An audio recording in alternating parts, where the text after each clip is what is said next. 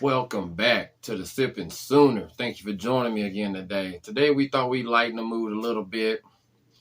We've been going through it a little bit, so, hopefully get a little laugh, have a little fun. So, let's get into my top 5 impact players, I think, for the team this year. These are players, not my favorite players, not the players that's going to have the best stats or any of that. These are the 5 players I think that have to perform and go up another level in order for this team to reach their goals, which is win a Big 12 championship and hopefully, at least be in consideration for the playoffs, But we shall see. So you already know what time it is. Get your drink and let's get it, baby.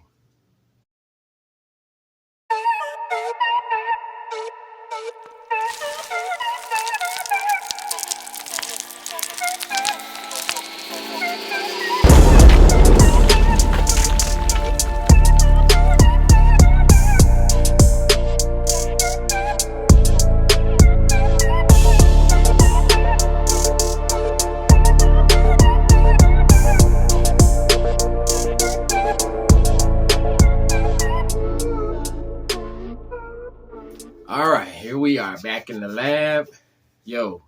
So like I said, these ain't the most popular players. These ain't the best players on the team. These are just guys that, when you start looking at the whole team, you say, man, if this guy over here steps up, man, they could take it to another level, because you already got your certain players that they're going to do what they're going to do. Danny Stutzman, he's going to go out there and be a tackle machine. He's going to go out there and put it down. We know Woody Washington. He's going to try to take away one half of the field. Don't throw that shit over here to this side or it's going to the house, man. But, so let's look at a few of the other players that I think if they do take that step, man, it's going to be something nasty. So let's do honorable mentions first.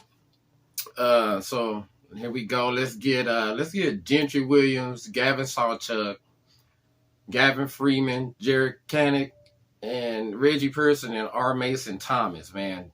I'll touch on them each a little bit.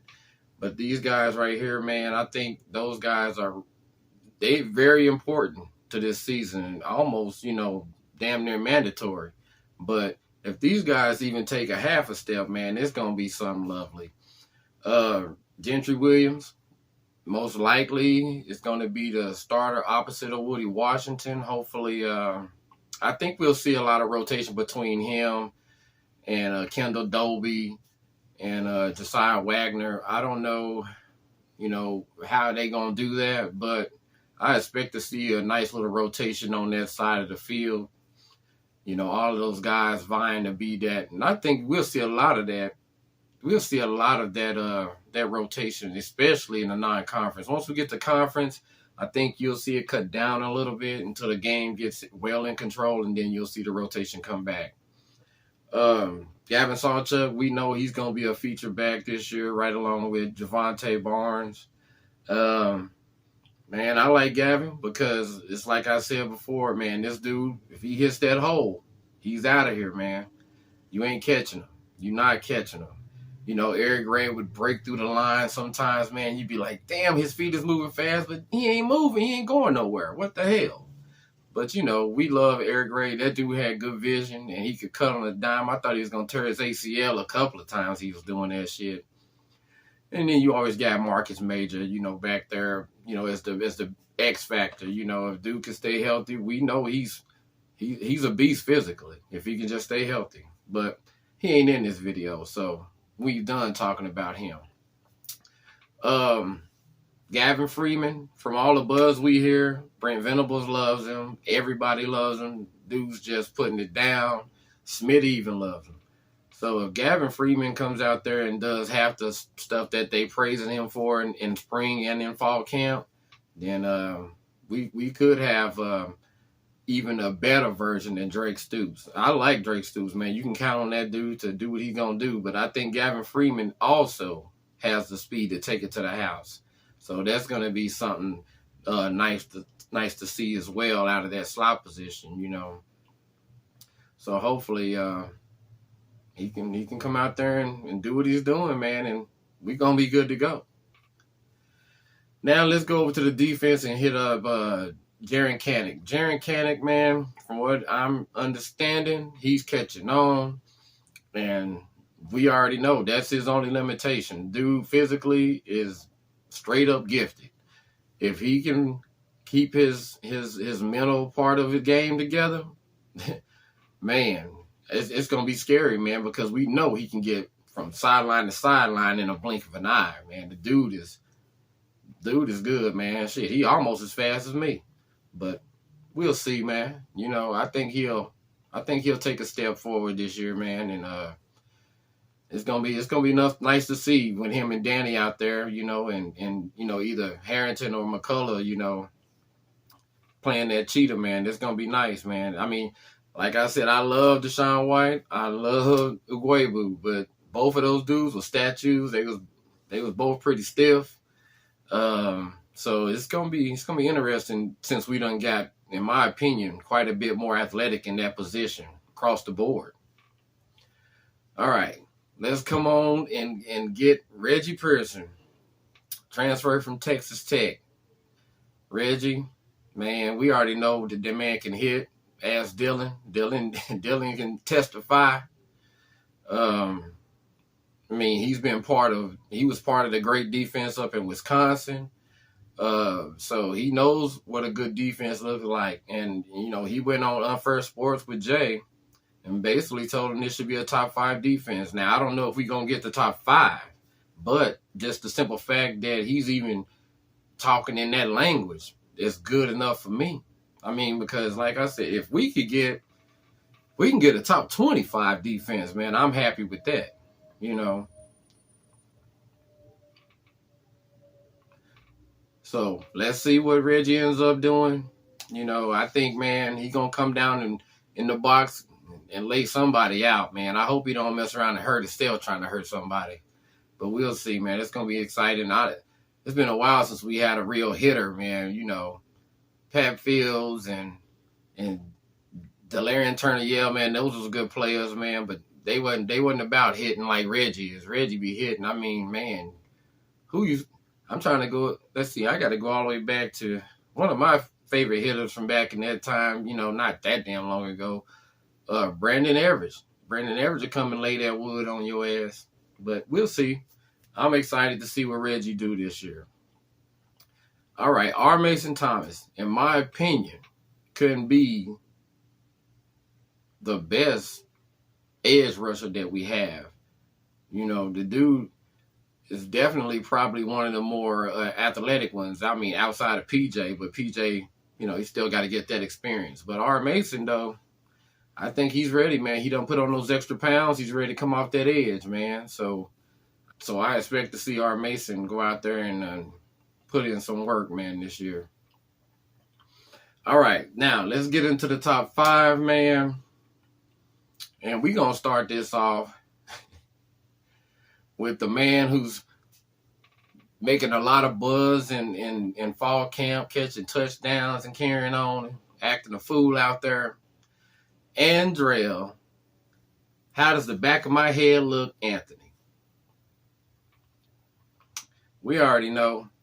Just get it in his hands and watch him go, man. Man got jets.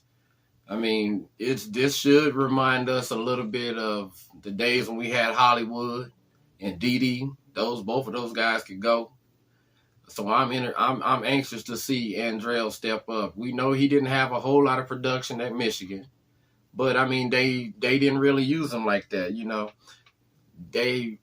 Michigan tends to run the ball more. You know, do a little bit more clock control. You know, you already know how Harbaugh gets down, man. We've seen it when he was at Stanford. So it's gonna be interesting to see if they can get that ball to him. What's gonna happen? But he seems to be adapting nicely out there on that outside. So hey, let's see what it do. All right, number 4,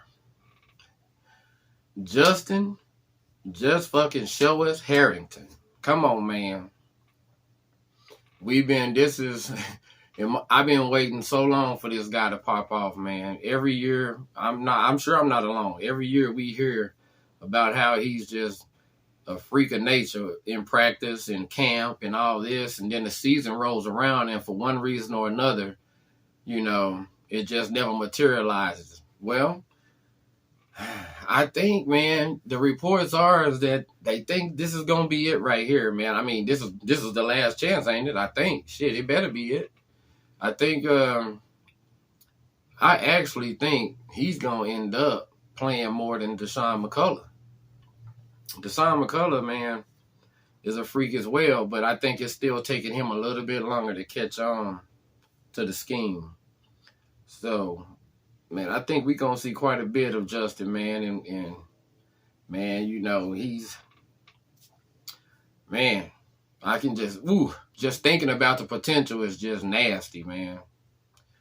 All right, let's go to number 3. Number 3, Austin Stogner, man. Kung Fu grip master himself. Dude's got the hands. I think he's going to return closer to his form before he left and got injured.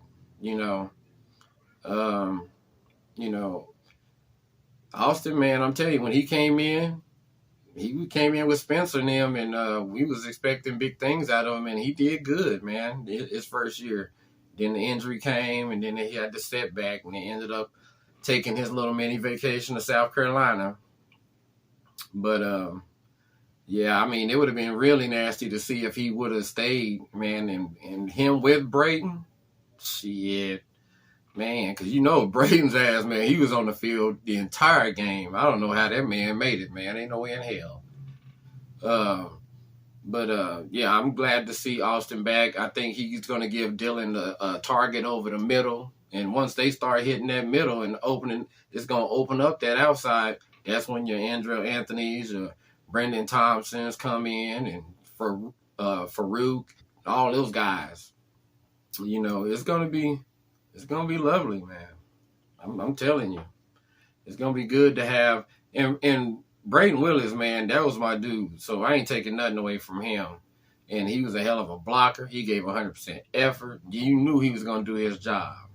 But when it comes to just straight up catching the ball as a tight end, shit.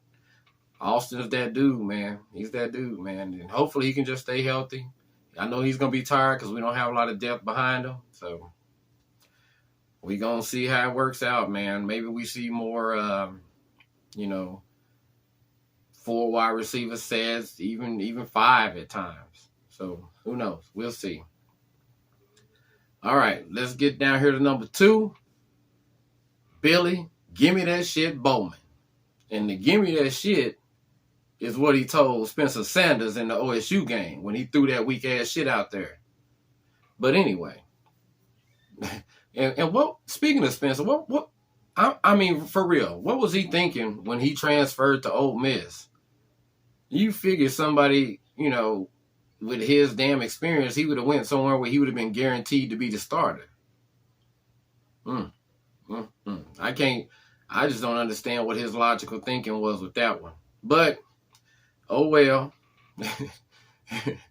we rooting for you, Spencer, now that your ass ain't here in Oklahoma no more. So, but anyway, Billy, we already know he has the potential to be an All-American, man, if everything falls correctly, in the way we hope it does. If not, I mean, at the least, he should be all-conference, no doubt. Billy, I think this is the last year we're going to get to see him in a Sooners uniform because he definitely going to be declaring probably for the NFL. But Billy's just going to be solid out there, man. He's going to be steady. You know that he's going to be where he's supposed to be. So I ain't too worried about him. But if he does take that next step, the secondary, man, I'm telling you, with Woody on one side, Billy roaming around back there, along with Reggie trying to knock motherfuckers out. And then you got the young bucks on the other side, Gentry and Josiah Wagner and Kendall Dobie. Man, I'm telling you, a lot of people sleeping on our secondary, nationally. We know, but they kind of sleeping on them. But they about to get their ass woke up, though. I think, man, they going to show out this year. I really do. Along with that improved pass rush. Ooh, man. So anyway, let's get to the man of the hour, number one. We all know who it is. Dillon, don't fucking overthrow the pass, Gabriel. And that's the only thing that can stop him. Is if Dillon misses pass, that's the only thing that can stop him. Because we already know he gonna put up numbers. Like I said, I'll go down with the ship, man, that he needs to be starting every game this year. And we need to work Jackson in some of these, and I ain't talking about waiting to the blowout and all that when we got somebody down and we choking their ass out. No, I'm talking about when the game is still on the line, man. Put Jackson in there, let him get some of that heat. It's going to be good for him because next year he ain't going to get any rehearsals. So it's going to be time to come on in. But anyway, Dillon, man, I think he's going to come out here, man, and show us that he has improved this year. Even more comfortable in the system. I think he might end up having more rapport with this wide receiver core. From what I'm hearing, he's tossing it all over the yard, and that's a good thing, man. When you don't, some people have different views. Some people want one wide receiver that you can go to when you need that play. I don't know, man. I prefer to have 3 or 4 guys that you can count on to make the play, and that way the defense can't bracket somebody off or they can't double team a wide receiver. You don't know where he's going to spread the ball around. Y'all remember back in the day, man, when we had those offenses, man, and you had 3 and 4 wide receivers that could bust your ass? Yeah, that's what we need to get back to, man. We love Marvin Mims. He did his thing, and we know we can count on Stoops in the slot. But we need about 2 or 3 game breakers out there, man, at the wide receiver spot, man, that if they get that ball, man, you can just count that shit. You can just go ahead, curtains. So anyway, that's my top 5 impactful players, man, that I think if those 5 guys step up, I think we all going to be pretty damn happy. So anyway, thank you for joining me today. Whew, shit, man. I'm ready for football to start, man. It just gets, like, every day gets longer, man. Come on, let's start the damn games. So anyway, I'll holler at y'all, Sooner Nation. Sipping Sooner. I'm out this bitch. Peace.